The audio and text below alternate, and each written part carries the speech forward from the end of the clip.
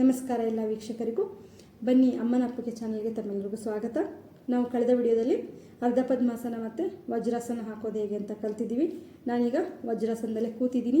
ಇವತ್ತು ಮೊದಲನೇದಾಗಿ ಮೂಲ ಪ್ರಾಣಾಯಾಮವನ್ನು ಕಲ್ತ್ಕೊಳ್ಳೋಣ. ಮೂಲ ಪ್ರಾಣಾಯಾಮ ಅಂತ ಹೇಳಿದರೆ ಹೆಬ್ಬೆರಳನ್ನು ಈ ಥರ ಒಳಗಡೆ ಹಾಕ್ತೀವಿ, ಮುಷ್ಟಿನ ಕಟ್ತೀವಿ. ಮುಷ್ಟಿ ಬಿಗಿಯಾಗಿರಬೇಕು.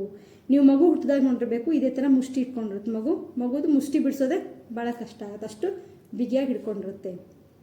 ನೋಡಿ, ಮಗು ಹುಟ್ಟಿದಾಗ ಬಹಳ ಅವಶ್ಯಕತೆ ಇರುತ್ತೆ ಮಗುದು ಬ್ರೈನ್ ಡೆವಲಪ್ಮೆಂಟ್. ಆಟೋಮೆಟಿಕ್ ನೋಡಿ ಈ ಮುದ್ರೆನಲ್ಲಿರುತ್ತೆ, ಬ್ರೈನ್ ಡೆವಲಪ್ ಆಗುತ್ತೆ. ಈ ಪ್ರಾಣಾಯಾಮವನ್ನು ಮಾಡೋದ್ರಿಂದ ಗರ್ಭಿಣಿಯರಿಗೆ ಏನಾಗುತ್ತೆ ಅಂತ ಹೇಳಿದರೆ, ಅವ್ರಿಗೆ ನೆತ್ತಿಯಿಂದ ಕತ್ತಿನ ತನಕ ಯಾವುದೇ ಸಮಸ್ಯೆಗಳಿದ್ರೂ ಅದು ಕಡಿಮೆ ಆಗ್ತಾ ಹೋಗುತ್ತೆ. ಜೊತೆಗೆ ಮೆಂಟಲಿ ಒಂದು ಬ್ಯಾಲೆನ್ಸ್ಡ್ ಆಗಿರ್ತಾರೆ. ಯಾವುದೇ ಗೊಂದಲಗಳು ಇವೆಲ್ಲ ಸಮಾಧಾನವಾಗಿ ಇರಲಿಕ್ಕೆ ಸಾಧ್ಯ ಆಗುತ್ತೆ. ಹಾಗಿದ್ರೆ ಮೂಲ ಪ್ರಾಣಾಯಾಮ ಹೇಗೆ ಮಾಡೋದು ಅಂತ ತೋರಿಸ್ತೀನಿ ನೋಡಿ. ಈ ಥರ ಮುಷ್ಟಿ ಕಟ್ಟಿ ತೊಳೆಯ ಮಧ್ಯಭಾಗದಲ್ಲಿ ಇಟ್ಕೋಬೇಕು. ಈ ಕೈಗಳು ಈ ಥರ ನಮ್ಮ ದೇಹಕ್ಕೆ ಅಂಟ್ಕೊಂಡಿರಬೇಕು. ತುಂಬ ಹಿಂಗೆ ಬಿಗಿಯಾಗಿ ಹಿಡ್ಕೋಬಾರ್ದು, ತುಂಬ ಸರಳವಾಗಿ ಆರಾಮಾಗಿ ಕೂತ್ಕೋಬೇಕು, ಅಂದರೆ ರಿಲ್ಯಾಕ್ಸ್ ಆಗಿರಬೇಕು. ಆಮೇಲೆ ಕತ್ತು ಎದುರು ನೋಡೋ ಥರ ಇರಬೇಕು. ಮುಖನ ಬಿಗಿ ಹಿಡ್ಕೊಳ್ಬಾರ್ದು, ಕಷ್ಟಪಟ್ಟು ಏನು ಮಾಡಬಾರ್ದು. ತುಂಬ ಖುಷಿಯಾಗಿ ಮುಖದಲ್ಲಿ ಒಂದು ಸಣ್ಣದಾಗಿ ನಗು ಇರಬೇಕು. ಏನು ಮಾಡ್ತೀವಿ ಈಗ ನಾವು, ಮೊದಲು ಉಸಿರನ್ನು ತಗೊಳ್ತೀವಿ, ಎಷ್ಟು ಸಾಧ್ಯನೋ ಅಷ್ಟೊತ್ತು ಹಿಡಿದಿಟ್ಕೊಳ್ತೀವಿ ಈ ಮುದ್ರೆ ಹಿಡ್ಕೊಂಡು. ಆನಂತರ ಶಬ್ದ ಮಾಡ್ತಾ, ಅಂದರೆ ಉಸಿರು ಬಿಡುವಾಗ ಈ ಥರ ಶಬ್ದ ಬರಬೇಕು ನೋಡಿ. ಈ ಥರ ಶಬ್ದ ಮಾಡ್ತಾ ಉಸಿರನ್ನ ಹೊರಗಡೆ ಹಾಕ್ತೀವಿ. ಖಾಲಿ ಸ್ಥಿತಿನಲ್ಲಿ ಎಷ್ಟೊತ್ತಾಗುತ್ತೋ ಅಷ್ಟೊತ್ತಿರ್ತೀವಿ. ಒಂದು ಸೈಕಲ್ ಏನು, ಪೂರಕ, ಕುಂಭಕ, ರೇಚಕ, ಶೂನ್ಯಕ, ಇದು 4 ಸೇರಿದರೆ ಒಂದು ಸೈಕಲ್ ಅಂತ ಹೇಳ್ತೀವಿ. ಏನು ಒಂದು ಸೈಕಲ್ ಇದೆಯಲ್ಲ, ಅದನ್ನು ಮಾಡಿ ತೋರಿಸ್ತೀನಿ ನಾನು, ನೋಡೋಣ ನೋಡಿ.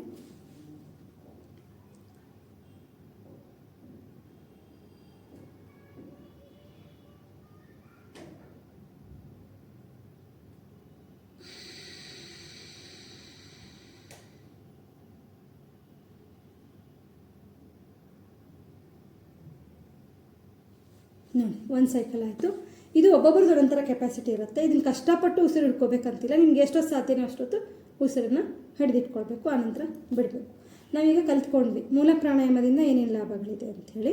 ಹೇಳಿದ ನೆತ್ತಿಯಿಂದ ಈ ಕತ್ತಿನ ಭಾಗ ಥರ ಏನೇ ಸಮಸ್ಯೆಗಳಿದ್ರೂ ಕೂಡ ಇದರಿಂದ ನಿವಾರಣೆ ಆಗುತ್ತೆ.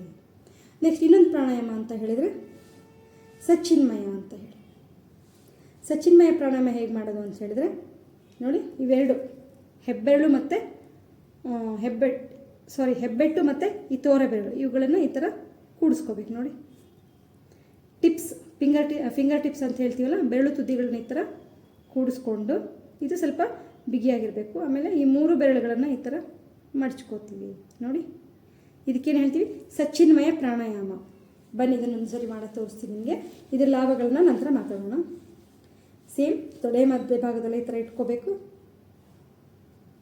ಕಣ್ಣು ಮುಚ್ಕೋಬೇಕು. ಯಾವಾಗಲೇ ಪ್ರಾಣಾಯಾಮ ಮಾಡುವಾಗಲೂ ಕಣ್ಣು ಮುಚ್ಚಿರಬೇಕಾಗತ್ತೆ, ಇಲ್ಲ ಕಣ್ಣಿಂದನೂ ಕೂಡ ಎನರ್ಜಿ ಹೊರಗಡೆ ಹೋಗುತ್ತೆ.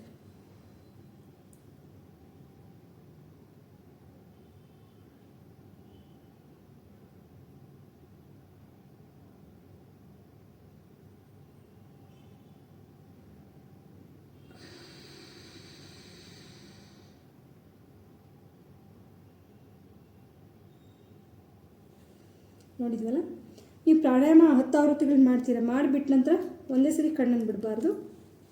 ಕೈಯಿಂದ ಈ ಥರ ಉಜ್ಕೊಂಡು, ಕಣ್ಣಿಗೆ ಈ ಥರ ಉಟ್ಕೊಂಡು 1 ಸೆಕೆಂಡ್ ಕಣ್ಣು ಬಿಟ್ಟು ತೆಗೆದು ಮಾಡಿ ಕೊನೆಗೆ ಕಣ್ಣು ಬಿಡಬೇಕಾಗುತ್ತೆ. ಒಂದೇ ಸರಿ ಪಟ್ಟಂತ ಕಣ್ಣು ಬಿಡಬಾರ್ದು.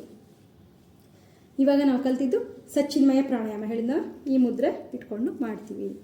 ಇದರಿಂದ ಏನು ಲಾಭಗಳಿದೆ, ಏನು ಕತ್ತಿನ ಭಾಗದಿಂದ ಈ ಭಾಗದಿಂದ ನಾಭಿಯ ಭಾಗದ ತನಕ ಏನೇ ಸಮಸ್ಯೆಗಳಿರ್ಬೋದು, ಈ ಪ್ರಾಣಾಯಾಮ ಮಾಡೋದ್ರಿಂದ ನಿವಾರಣೆ ಆಗುತ್ತೆ. ನೋಡ್ರಿ, ಇಲ್ಲಿಂದ ಈ ಭಾಗದಲ್ಲಿ ಯಾವ್ಯಾವ ಅವಯವಗಳು ಬರುತ್ತೆ ಎಲ್ರಿಗೂ ಗೊತ್ತಿದೆ, ಅಂಗಾಂಗಗಳು, ಅದೆಲ್ಲ ಪ್ರಾಬ್ಲಮ್ ಕೂಡ ಸಾಲ್ವ್ ಆಗುತ್ತೆ. ಸೊ ಇವತ್ತು ನಾವು ಯಾವ್ಯಾವ್ದು ಕಲ್ತ್ಕೊಂಡಿದ್ದೀವಿ, ಹಾಗಿದ್ರೆ ಮೂಲ ಪ್ರಾಣಾಯಾಮ, ಸಚ್ಚಿನ್ಮಯ ಪ್ರಾಣಾಯಾಮ, ಇವೆರಡು ಪ್ರಾಣಾಯಾಮಗಳನ್ನು ಮಾಡಿ. ಈಗ ಮಾಡಿದಾಗ ನೀವು ಗಮನಿಸಬೇಕು, ನಿಮ್ಮ ಬಾಡಿ ತುಂಬ ಹೀಟ್ ಆಗಿರುತ್ತೆ, ಹೀಟ್ ಪ್ರೊಡ್ಯೂಸ್ ಆಗಿರುತ್ತೆ. ಈಗ ಬಾಡಿನ ಮೊದಲಿನ ಥರ ಸ್ಥಿತಿ ತರಬೇಕಾಗತ್ತೆ, ಬ್ಯಾಲೆನ್ಸ್ ಮಾಡಬೇಕಾಗತ್ತೆ. ಅದಕ್ಕೊಂದು ಪ್ರಾಣಾಯಾಮ ಇದೆ, ಅದೇನು ಹೇಳ್ತೀವಿ, ಶೀತಲಿ ಪ್ರಾಣಾಯಾಮ ಅಂತೇಳಿ. ಅದನ್ನು ನೀವು ಅರ್ಧ ಪದ್ಮಾಸನದಲ್ಲೇ ಕೂತ್ಕೊಂಡು ಮಾಡಬಹುದು. ತೋರಿಸ್ಕೊಡ್ತೀವಿ ಅದು ಯಾವ ಥರ ಮಾಡೋದು ಅಂತ. ಇದಕ್ಕೆ ಶೀತಲಿ ಪ್ರಾಣಾಯಾಮ ಅಂತ ಹೇಳ್ತೀವಿ. ಈ ಥರ ಕೂತ್ಕೊಳ್ಳಿ, ಈ ಥರ ಲೆಫ್ಟ್ ಹ್ಯಾಂಡು ಕೆಳಗಡೆ ಇರಬೇಕು, ರೈಟ್ ಹ್ಯಾಂಡು ಮೇಲ್ಗಡೆ ಇರಬೇಕು. ಏನು ಮಾಡ್ತೀವಿ ನಾವು ನೋಡಿ, ಹಲ್ಲುಗಳನ್ನು ಕೂಡಿಸ್ಕೊಳ್ತೀವಿ. ಈ ನಾಲ್ಗೇನಿದೆಯಲ್ಲ ಅದು ಮೇಲೆ ಅಂಗಳಕ್ಕೆ ಅಂಟ್ಕೊಳ್ಳುತ್ತೆ ನೋಡಿ. ಈ ಥರ ಆಗುತ್ತೆ. ಹಲ್ಲುಗಳನ್ನ ಕೂಡಿಸ್ಕೊಳ್ತೀವಿ. ಇದ್ರ ಮಧ್ಯಕ್ಕೆ ಉಸಿರನ್ನ ಹೇಳ್ಕೊಬೇಕು. ತೋರಿಸ್ತೀನಿ ನೋಡಿ, ಈ ಥರ.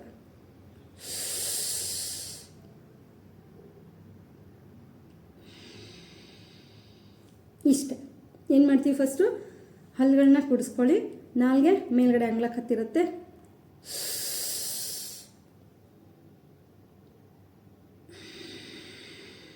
ಉಸಿರು ಬಿಡುವಾಗ ಈ ಥರ ಶಬ್ದ ಬರಬೇಕು. ಇದು ಉಸಿರು ತಗೊಳ್ಳುವಾಗೂ ಶಬ್ದ ಬರುತ್ತೆ ನೋಡಿ.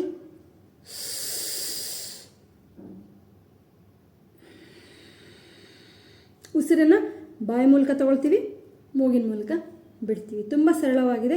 ಇದನ್ನು ಮಾಡಿದ ನಂತರ ನೋಡಿ ನಿಮ್ಮ ಬಾಡಿ ಸ್ವಲ್ಪ ಕೂಲ್ ಅನಿಸುತ್ತೆ. ಈ ಪ್ರಾಣಾಯಾಮವನ್ನು ತುಂಬ ಜ್ವರ ಬಂದಿರುತ್ತೆ, ಬಾಡಿ ಪೂರ್ತಿ ಹೀಟಾಗಿರುತ್ತೆ, ಆ ಟೈಮಲ್ಲಿ ಮಾಡಬಹುದು. ಆನಂತರ ಎಲ್ಲೋ ಜರ್ನಿ ಹೋಗಿರ್ತೀರ, ಅಲ್ಲಿ ನಿಮ್ಗೆ ನೀರು ಬಾಟ್ಲು ಇರೋದಿಲ್ಲ ಅಥವಾ ನೀರು ಖಾಲಿಯಾಗಿರುತ್ತೆ, ತುಂಬ ಬಾಯಾರಿಕೆ ಅನಿಸುತ್ತೆ.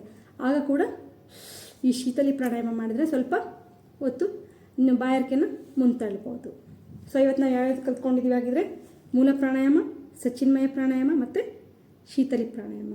ಈ ಮೂರು ಪ್ರಾಣಾಯಾಮಗಳನ್ನು ಅಭ್ಯಾಸ ಮಾಡಿ ಕೊನೆಗೆ ಶೀತಲಿ ಪ್ರಾಣಾಯಾಮ ಹೇಳಿದ್ನಲ್ಲ, ಇದು 6 ಸೈಕಲ್ ಮಾಡಿದರೆ ಸಾಕಾಗುತ್ತೆ. ಅಂದರೆ ಉಸಿರು ತಗೊಳ್ಳೋದು ಬಿಡೋದು. ಬೇರೆದೆಲ್ಲ 10 ಸೈಕಲ್ ಹೇಳಿದ್ದೀನಿ ನಾನು, ಇದನ್ನು 6 ಮಾಡಿದರೆ ಸಾಕಾಗುತ್ತೆ.